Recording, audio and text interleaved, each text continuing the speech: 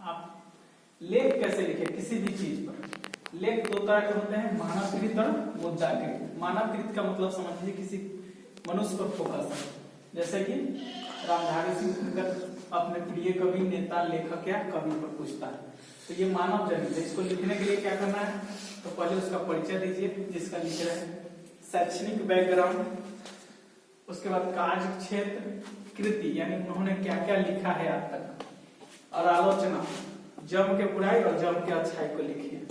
और लास्ट में आप अपनी विचार डालिए कि मेरे अनुसार से इस कवि में ये खराबी है, मेरे अनुसार में ये अच्छाई है और ये होना चाहिए। मतलब अपने विचार का क्या मतलब कि उनकी कमी जो है उसको कहाँ दूर किया जा सकता है। अगर इतना आप पर विचार करते हुए अगर लिखते हैं तो 350 वर्ड से 450-500 वर्ड आराम से बुला सकते हैं, नहीं बुला सकते।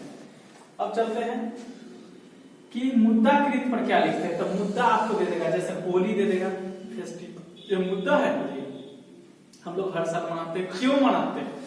क्या बसंत पंचमी, दहेज प्रथा, इस बार कोरोना महामारी को ठीक से देख लीजिए, बेटी बचाओ और बेटी पढ़ाओ। क्या गांव देहात में ये चरितार्थ होते जा रहा है, बेटी पढ़ाओ नहीं, बेटी पढ़ाओ और बेटी बचाओ। इसको कैसे लिखें, तो चलिए इस पर हम चर्चा करते हैं। इसको लिखने के लिए सबसे पहले किस पे लिख रहे हैं, परिभाषा अति महत्वपूर्ण। परिभाषा, परिभाषा लिख दिए। परिभाषा जैसे होली क्या है, दीपावली क्या है, चाहे दहेज प्रथा क्या है। दहेज प्रथा क्या है, तो वर पक्ष के वधु पक्ष की ओर से वर पक्ष को दिए जाने वाला क्या उपहार है, लेकिन लाभ आजकल लोग उसे बहुपौती संपत्ति समझ लेते हैं। क्या 7 लाख दीजिएगा तो शादी करेंगे, नहीं तो नहीं। लड़की देखा कि नहीं, 7 लाख 10 लाख है वो बोलेरो गाड़ी हो गया। तो परिभाषा लिखे कि दहेज किसे कहते हैं या कोरोना क्या है। क्या लिखे ना, एक वैश्विक महामारी के रूप में वायरस का प्रकट हुआ जिसे हम कोरोना कहते हैं। कोरोना शॉर्टकट, कोरोना मतलब कहते हैं कोरोना। क्या है कोरोना है ना, कोविड-19 बैक्टीरिया है। क्या तो ये कोरोना है। उसके बाद कार्य क्षेत्र यानी वो है क्या चीज, ये तो परिभाषा दे दिए। अब वो है क्या चीज, जैसे मान लीजिए चलिए आज कोरोना पे चर्चा करते हैं। कोरोना है क्या, तो कोरोना एक वायरस है। इसकी उत्पत्ति कहां से हुई है, इसकी उत्पत्ति वुहान शहर मानी जाती है। आप नहीं कहिएगा कि हाँ वुहान शहर, हम जब वो स्पष्ट नहीं है तो हम क्यों स्पष्ट रहे।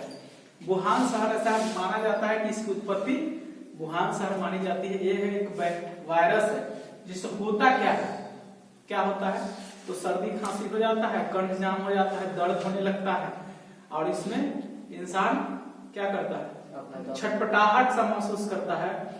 और लास्ट में कंटेजियस है, मतलब छुआछूत की बीमारी, सांस से फैलने वाले हैं, कंटेजियस उसको कहते हैं। कांटेक्ट में आने से जो बीमारी फैलता है उसे कंटेजियस कहते हैं। तो सांस की बीमारी है, इसके नजदीक जाने से बहुत तेजी से फैलने वाला यह वायरस है। क्या कहता है कि एक आदमी 1 मिनट में 30 आदमी को संक्रमित कर सकता है।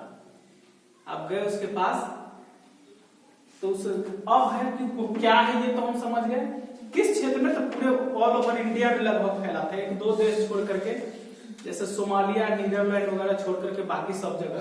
सबसे ज्यादा असर इसको कहां पड़ा था, ब्रिटेन में, और राहुल जी के नानी के घर में।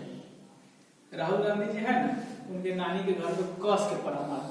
भारत में नहीं पड़ा इसलिए कि भारत के लोग उद्यमी हैं, मेहनती है, और उनमें इम्यूनिटी सिस्टम इतना ज्यादा अच्छा है कि उसको लड़ने की क्षमता थी। हो सकता है हम लोग को भी हुआ होगा, लेकिन हम लोग तो भाई दही चूड़ा नहीं ना खाते हैं, दही चूड़ा भी खाते हैं और क्या सत्तू भी खाते हैं। तो ताकत वागत है तो चला गया तो हम लोग तो एक 45 डिग्री भी सह लेते हैं और 4 डिग्री भी सह लेते हैं, तो हम लोग में ज्यादा इफेक्ट ये नहीं डाला।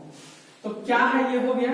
अब इसके रोकथाम, इसे रोकने की क्या उपाय है, चाहे क्या सावधानियां बरतनी चाहिए। तो सावधानियां बरतनी चाहिए कि हमें मास्क पहनना चाहिए, हाथ को सैनिटाइज करना चाहिए, सैनिटाइजर से धोना चाहिए, लेकिन बहुत बार मत धोइएगा, मतलब स्किनों पर खराबी करता है। क्या है ये नहीं कि पहले हम लोग आते आते लपे से लेते थे तेल लगाने के, तब हमें सोशल डिस्टेंस सामाजिक दूरी बना करके रखना चाहिए। कितना? 6 फीट या 2 गज, यही ना कहा, 6 फीट या 2 गज की दूरी पर रहना चाहिए। ज्यादा से ज्यादा बार हाथ धो लीजिए, वायरस खत्म रहेगा। साबुन का प्रयोग अधिक कीजिए, सोशल डिस्टेंस बना करके रखिए। और इस 2021 में क्या आ गया उसके लिए, कल से यानी 16 से उसका वैक्सीनेशन चालू। वैक्सीन है जो ज्यादा से ज्यादा लोगों को दिया जा रहा है। अब वैक्सीन पे थोड़ा सा चर्चा कर लीजिए, वैक्सीन का क्या प्रोपेगेंडा है या कैसे है। तो वैक्सीन तो बन गया था मार्च में, अप्रैल में इसका प्रशिक्षण भी कर लिया था सबसे पहले भारत, याद रखिएगा। अभी तक वैक्सीन बनाने वाला में सबसे पहले भारत ही है जो वैक्सीन बेचा है। अपने देश में तो है ही, बेचा भी बहुत है। तो भारत इसका प्रशिक्षण अप्रैल में ही कर लिया गया था, लेकिन जनवरी में 16 के से यह वैक्सीन कारगर है, लोगों के बीच है। सबसे पहले किन लोगों को पढ़ना है, तो स्वास्थ्य कर्मी को पड़ेगा। इसके लिए क्या करना है, तो रजिस्ट्रेशन कराना होगा आपको। हर हड़बड़ी नहीं है कि हो हमरा दे दो, ऐसा कुछ नहीं। आपको रजिस्ट्रेशन कराना होगा। बाइज्जत आपको मैसेज आएगा कि आपको कहाँ पढ़ने वाला है कोरोना का वायरस। इससे ये पता चले कि वायरस का जो डोज है उसका गलत इस्तेमाल नहीं हुआ, सब डाटा रहेगा। तो दूसरे चरण में बच्चों को पढ़ना है, छोटे बच्चों को 0 से लेकर के 12 साल तक के बच्चों को पढ़ना है, और बूढ़े को पढ़ना है, जो एजेड है उनको पढ़ना है। उसके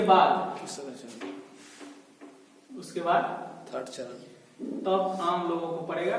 और ऐसे 3 चरण में देने की संभावना है। प्रथम चरण तो लगभग शुरू है, हो ही जाएगा खत्म।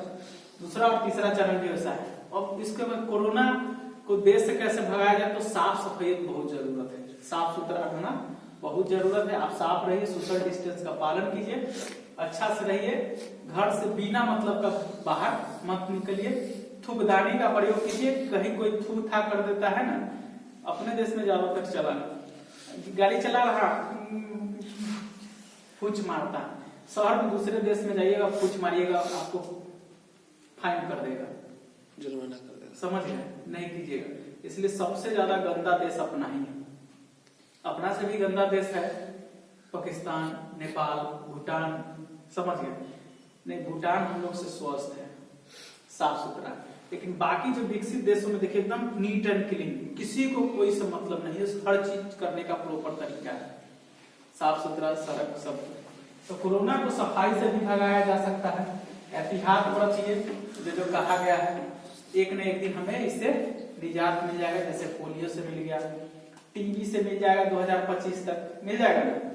उसके मलेरिया उससे मिल गया, ये सब मिल गया। तो वैसे कोरोना। अब चलते हैं कि दहेज प्रथा हो गया, और कोई चीज परिभाषा का क्षेत्र या विस्तृत चर्चा के लिए क्या है, कैसे है, उसको क्या। उसके बाद अगर कोई फेस्टिवल है तो फेस्टिवल क्या है, परिभाषा। फेस्टिवल को कैसे मनाया जाता है, सेलिब्रेट किया जाता है, फेस्टिवल में कौन लोग सबसे ज्यादा उत्साहित होते हैं। अगर मान लीजिए गुलाल अबीर का बात है तो साइड इफेक्ट भी होता है, हमें किस प्रकार से मनाना चाहिए कि उसका कोई साइड इफेक्ट नहीं है। वो हमें हमारे बीच क्या संदेश देता है, तो भाईचारा का संदेश देता है। आप जिसको नहीं पहचानते हैप्पी न्यू ईयर कह लेते हैं कि नहीं, कहते हैं, चाहे होली मुबारक हो, बकरीद मुबारक हो, कहते हैं कि नहीं। तो ये भाईचारा का भी संदेश देता है। हम लोग एक दूसरे से गले मिलते हैं, इस दिन बड़े को पैर छूते हैं, आशीर्वाद लेते हैं, ताकि हम अच्छा से जीवित रहे, ठीक ठाक रहे। अपने गमों को भुला करके मिलते हैं, कहते करे हम फेल कर गए, हम ना मनाएंगे, ऐसा थोड़ा। यही सब, ये हमारे उत्सव का ये भाईचारा बढ़ाता है। बाद में सावधानी लिख दीजिए कि सावधानी क्या क्या होना चाहिए। हम लोग क्या खाते हैं, ये तो पहले ही हो गया, क्या इसमें क्या था। तो ये था एक मुद्दा। किसी भी मुद्दा पे डीपली सोचिए, इसका सबसे बेहतर तरीका आप अपने अंदर एक खाका तैयार कर लीजिए, जिस प्रकार से मैंने लिखा है। लिखने से पहले 5, चूंकि लिखना जिस पॉइंट को लिख रहे हैं यानी जिस क्वेश्चन को लिख रहे हैं उस पर थोड़ा सा एनालिसिस जरूर है कि नहीं? तब आपका सटीक। आप समझ लीजिए कि आप लोग खाना बना रहे हैं और ध्यान इधर उधर है। सब्जी बनाने के चक्कर में आप कह दिए, अब ध्यान है कि हम चावल बना रहे हैं तो इसे चढ़ा दीजिएगा। तो कहने का मतलब उससे सीख लीजिए कि हमको जो लिखना है उस पर प्रॉपर गाइडलाइन होनी चाहिए, ध्यान होना चाहिए, उसके बारे में कुछ अपने माइंड में स्टोर कर और लिखना शुरू कीजिए। जो अगर आपको लगता है कि समय जिस पर हम व्यतीत किए हैं कि लिखे, इतना सोचे हैं, मेरा समय गया, तो आप माइंड में ये बैठा लीजिए कि आपने खाका तैयार किया है, तो बाद का जो चीज है ना, इतना फास्ट आप लिख पाइएगा कि वो समय को मैनेज कर जाएगा, नहीं कर जाएगा तो समय। और याद रहे कि हम लोग को हर चीज 3 घंटा के। अगर क्वेश्चन नंबर 1 है, ऑब्जेक्टिव तो अलग देता है, क्वेश्चन को सीरियल वाइज लिखें। ये सबसे बड़ा पॉइंट है। आपके क्वेश्चन को पीछे पलट के इधर उधर पलट करके जो टीचर देखते हैं, कॉपी चेक करते हैं, उनको बहुत ज्यादा गुस्सा आता है कैसा स्टूडेंट है, कंटिन्यू बोल रहा है इस चीज को। तो कभी भी क्वेश्चन को सीरियल वाइज में अरेंज करके लिखिए। नहीं है तो जगह छोड़ दीजिए, बाद में लिख लीजिए। समझ गए? कौन चीज है कि चौथाई, वो आप छोड़ करके लिखिएगा। चौथाई जो है छोड़कर कॉपी को फोल्ड कर लीजिए और प्रॉपर चौथाई, नहीं कि अब चौथाई ऐसे से फोल्ड कर लिया, एक ऐसे लकीर मान ली।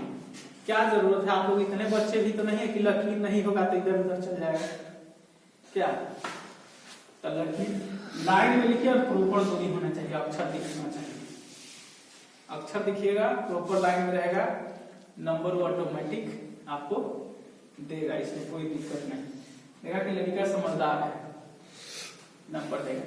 ये सब है टॉपर बनने का एक तरीका, जो भी लिखे साफ लिखे।